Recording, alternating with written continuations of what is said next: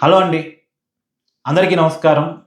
Telangana municipal corporation ఎన్నికల ఫలితాలను గమనిస్తే అంటే విడివిడిగా చూద్దాం ఒకసారి. మున్సిపల్ ఫలితాలను విడిగా, కార్పొరేషన్ ఫలితాలను విడిగా చూస్తే ఇక్కడ మాట్లాడుకోవాల్సిన అంశం ఒకటి క్లియర్‌గా ఉంది.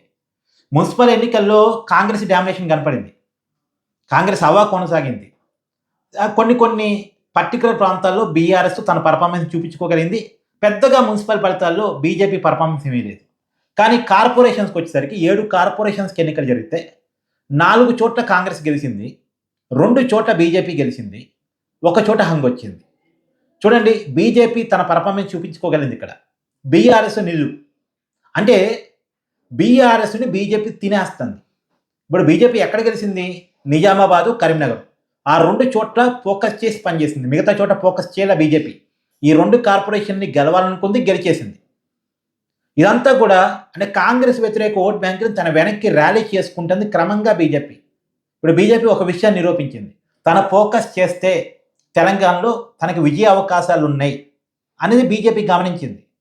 ఇప్పటి నుంచి కాదు, గత అసెంబ్లీ ఎన్నికల నుంచి ఒక 3 జిల్లాల మీద బీజేపీ విపరీతమైన ఫోకస్ పెట్టింది. కరీంనగర్, నిజామాబాదు, ఆదిలాబాద్. ఈ 3 జిల్లాలు కూడా కోరు తెలంగాణ జిల్లాలు. ఒకప్పుడు టీఆర్ఎస్ పార్టీకి బలమైన జిల్లాలు. కరీంనగర్ నుంచి కేసీఆర్ ప్రాతినిధ్యం వహించేవాళ్ళు. ఇప్పటికీ ఉమ్మడి కరీంనగర్ జిల్లాలో సిరిసిల్ల ప్రాంతం నుంచి కేటీఆర్ ఎమ్మెల్యేగా ఉన్నారు. ఈ జిల్లాల మీద బీజేపీ ఫోకస్ పెట్టింది. అంటే బీఆర్ఎస్ ఓట్ బ్యాంక్‌ని క్రమంగా బీజేపీ తినేస్తుంది. రేపు రాబోయే కాలంలో జీహెచ్ఎంసీ ఎన్నికలు ఉన్నాయి.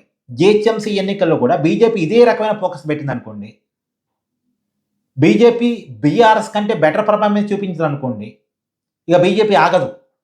నెక్స్ట్ అసెంబ్లీ ఎన్నికల మీద విపరీతమైన ఫోకస్ పెట్టింది. నిజానికి వచ్చే గ్రేటర్ హైదరాబాద్ మున్సిపల్ ఎన్నికల కార్పొరేషన్స్‌లో అంటే నిజానికి జీహెచ్ఎంసీని 3 భాగాలు చేస్తున్నారు. Malkajgiri, Cyberabad, GHMC, greater Hyderabad. ఈ 3 భాగాల్లో కనుక బీజేపీ తన కాంగ్రెస్‌తో పాటు కాంగ్రెస్‌కు ప్రత్యామ్నాయం నేనే అని కనుక బీజేపీ చూపించుకుంటే అది బీఆర్ఎస్‌కు క్రమంగా ఇబ్బంది అవుద్ది. అంటే బీజేపీతో ఉన్న ప్రమాదం ఏంది అంటే బీఆర్ఎస్ చేతిలోకి ఒక్కసారి ఓట్ బ్యాంక్ పోయిన తర్వాత తిరిగి మళ్ళీ వెనక్కి రాదంత ఈజీగా. తన సైద్ధాంతిక వాదంతో ఆ ఓట్ బ్యాంక్‌ని కట్టి పడేసుకోగలదు బీజేపీ. బీజేపీకి ఆ దమ్ము ఉంది, ఆ సత్తా ఉంది. దేశవ్యాప్తంగా మనం చూస్తున్నాంగా. ప్రాంతీయవాదం కంటే మతవాదం బలమైంది. సో బీజేపీకి మతవాదం ఉంది, బీఆర్ఎస్‌కి ప్రాంతీయవాదం ఉంది. మళ్ళీ బీఆర్ఎస్ ప్రాంతీయవాదంలో కూడా కొన్ని తేడాలు ఉన్నాయి. అది టీఆర్ఎస్‌ని బీఆర్ఎస్‌గా మార్చుకున్నారు. గతంలో ఉన్నటువంటి కనెక్టివిటీ ఇప్పుడు బీఆర్ఎస్‌కి లేదు. సో ఇప్పుడు బీఆర్ఎస్ బీజేపీ వల్ల ప్రమాదంలో పడుతోంది. కరీంనగర్, నిజామాబాదు, ఆదిలాబాద్ ఒకప్పుడు బీఆర్ఎస్ కోటది. ఇవాళ అది బద్దలైపోయి ఉత్తర తెలంగాణలో పూర్తిగా బీజేపీ హవా క్రమంగా పెరుగుతూ ఉంది. దక్షిణ తెలంగాణలో కాంగ్రెస్ బలంగా ఉంది. చూడండి, దక్షిణ తెలంగాణలో అంటే ఖమ్మం, నల్గొండ ఈ ప్రాంతాల్లోనేమో కాంగ్రెస్ బలంగా ఉంది. అసలు మొత్తంగా ఒకసారి నేను తెలంగాణలో బలబలాలు ఒకసారి జాగ్రత్తగా గమనిస్తే అసెంబ్లీ ఎన్నికలను ఒక ప్రామాణికంగా తీసుకుందామండి. రూరల్ ప్రాంతాల్లో కాంగ్రెస్‌కి ఎడ్జ్ వచ్చింది. సెమీ అర్బన్ ప్రాంతాల్లో బీఆర్ఎస్ తన పెర్ఫార్మెన్స్ చూపించుకోగలిగింది. ఆ తర్వాత అంటే సెమీ అర్బన్‌లో కూడా కాంగ్రెసే కొంత. Congress versus BRS. అర్బన్ ప్రాంతాల్లో బీఆర్ఎస్ ఇప్పుడు జీహెచ్ఎంసీ ప్రాంతాల్లో మొత్తం బీఆర్ఎస్ఏ పెర్ఫార్మెన్స్ చూపించుకోగలిగింది. ఇప్పుడు అర్బన్ ప్రాంతాల్లో బీఆర్ఎస్ ఓట్ బ్యాంక్‌ని బీజేపీ మింగేస్తుంది. అర్బన్ ప్రాంతాల్లో బీఆర్ఎస్ ఓట్ బ్యాంక్‌ని బీజేపీ మింగేస్తుంది. అర్బన్ ప్రజలు బీజేపీకి ఎడిక్ట్ అవుతారు. తొందరగా కనెక్ట్ అవుతారు. వాళ్ళు అలా కనెక్ట్ చేసుకోగలరు కూడా. రెండోది తెలంగాణ అర్బన్ ప్రాంతాల్లో ఎంఐఎం ఉంది. ఎంఐఎంని బూచిగా బీజేపీ చూపించగలదు. రేపు జీహెచ్ఎంసీ ఎన్నికల్లో కూడా హైదరాబాద్ పరిధిలో ఎంఐఎం ఉంది కాబట్టి ఎంఐఎంని బూచిగా చూపించి బీజేపీ ఎదగలిగింది. నిజామాబాద్‌లో కనుక ఎదిగినట్టు. ఎంత బీజేపీ ఎదిగితే అంత బీఆర్ఎస్‌కి నష్టం. అంటే కాంగ్రెస్‌కు ప్రత్యామ్నాయం బీజేపీ అన్నది కనుక అవుతే కాంగ్రెస్ వర్సెస్ బీజేపీగా బయట మారితే బీఆర్ఎస్‌కి తీవ్రమైన నష్టం. కాంగ్రెస్ వ్యతిరేక ఓట్ బ్యాంక్ కనుక మామూలుగా కాంగ్రెస్ వ్యతిరేక ఓట్ బ్యాంక్ బీఆర్ఎస్ తనకు కావాలనుకుంటుంది.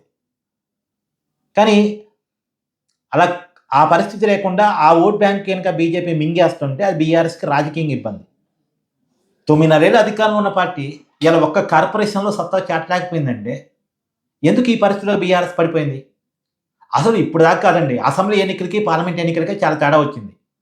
అసెంబ్లీ ఎన్నికల్లో 39 స్థానాలు వచ్చినాయి బీఆర్ఎస్ పార్టీకి. కానీ పార్లమెంట్ ఎన్నికలు ఒక్క స్థానం రాలేదు. సరే జాతీయ ఎన్నికలు కాబట్టి జాతీయ పార్టీలకి వేశారు అనుకుంటే, అసలు బీఆర్ఎస్ కూడా జాతీయ పార్టీ అనుకున్నారు కదా! టీఆర్ఎస్ని బీఆర్ఎస్గా మార్చిందే మేము జాతీయ పార్టీ అనిపించుకోవడానికి. కానీ బీఆర్ఎస్ని జాతీయ పార్టీగా చూడలే. ఇప్పుడు క్రమంగా బీజేపీ తన ఫోకస్ పెంచింది, ఓట్ బ్యాంక్ పెరుగుతుంది. ఆ ఓట్ బ్యాంక్ అంతా కూడా బీఆర్ఎస్ ఓట్ బ్యాంక్. సో ఏది ఏమైనా ఇక్కడ మనం అర్థం చేసుకోవాల్సింది, అర్బన్ ప్రాంతాల్లో బీజేపీ బలం పెరుగుతుంది. బీజేపీ తన ఫోకస్ పెడితే విజయ అవకాశాలు ఉన్నాయని చూపించుకోగలుగుతుంది. అది అంతిమంగా బీఆర్ఎస్కు నష్టం చేయబోతూ ఉంది. రేపు కాంగ్రెస్ ప్రభుత్వం మీద వ్యతిరేకత వస్తే అది బీజేపీ వెనక్కి కొంత, బీఆర్ఎస్ వెనక్కి కొంత వచ్చినప్పుడు, అంటే ఓట్ బ్యాంక్ అంతా బీజేపీ వెనక్కి పోయిందని నేను అన్ను. బీఆర్ఎస్ వెనక్కి కొంత, బీజేపీ వెనక్కి కొంత పోతే అది కాంగ్రెస్కి అడ్వాంటేజ్ కావచ్చు, బీజేపీకి అడ్వాంటేజ్ కావచ్చు. కానీ బీఆర్ఎస్కి మాత్రం నష్టం. ఎందుకంటే 2028 ఎన్నికలు బీఆర్ఎస్కి చాలా ఇంపార్టెంట్. 2028లో బీఆర్ఎస్ గెలవకపోతే మళ్ళా ఇంకా ఆ పార్టీ తెలంగాణ రాజకీయాల్లో మనుగడ కొనసాగించడం అనేది కష్టమవుతుంది. సో బీఆర్ఎస్కి రాజకీయ ఇబ్బందులు రాబోయే కాలంలో రాబోతున్నాయి. బీఆర్ఎస్ ఉనికికే ప్రమాదం రాబోతుంది.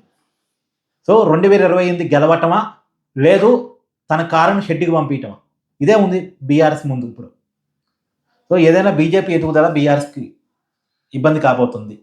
ఇది మున్సిపల్ కార్పొరేషన్ ఎన్నికలు ఇచ్చినటువంటి ఫలితం, ప్రధానంగా కార్పొరేషన్ ఎన్నికలు ఇచ్చిన ఫలితం. Thank you.